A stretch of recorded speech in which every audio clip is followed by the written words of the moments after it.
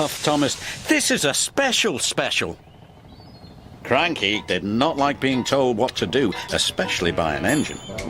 He became so cranky that he was careless with his hook. His hook knocked the switch, and the switch started the jet engine. And the engine began to whine. The whine got louder and louder and louder. "Oh," said Cranky, before he could